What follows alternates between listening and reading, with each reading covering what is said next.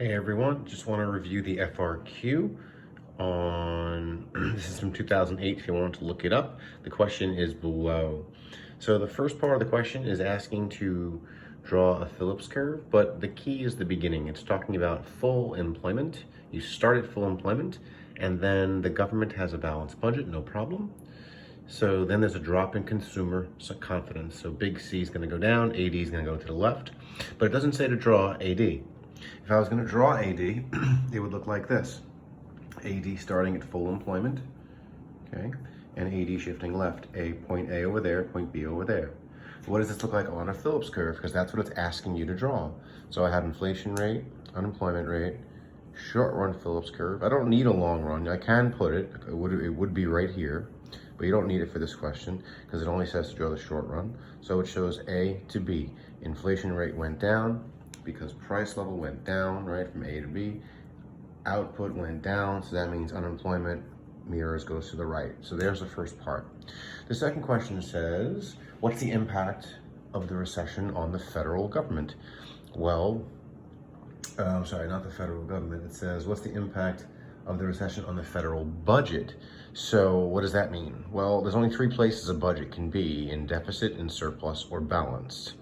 Okay, I'm going to say the answer is a deficit. It's pretty simple why.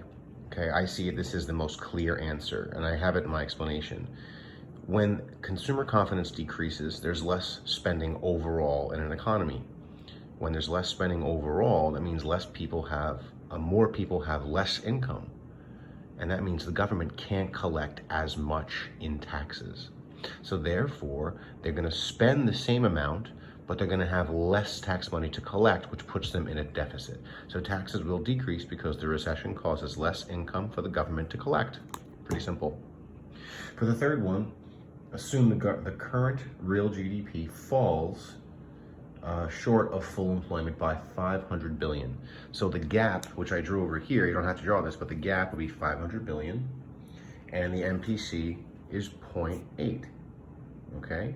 So automatically you should go, oh, well, if the MPC is 0.8, then the government spending multiplier is 1 over the MPS, which is 5, and the tax multiplier is the MPC over the MPS, which is, in this case, going to be 0.8 over 0.2, which gives you 4. So when you have that, it says, the question says, calculate the minimum increase in government spending that could bring about full employment.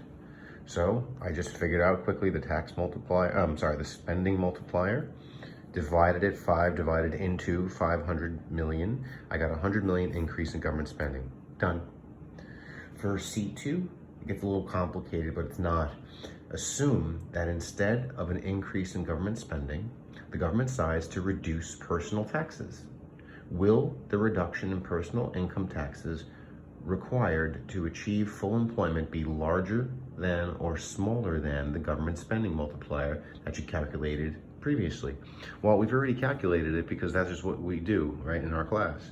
So we know it's going to be a smaller calculation, which means the government is going to have to cut taxes by a greater amount than they would have spending. So just to have, for sake of the argument, they were going to, so before we divided by the spending multiplier, now it's divided by the tax multiplier. So they're going to have to cut taxes by 125 million, which is greater than 100 million, which is our previous answer. So larger is the correct answer. And I actually put the answer as 125 million. And my explanation is just what I said before.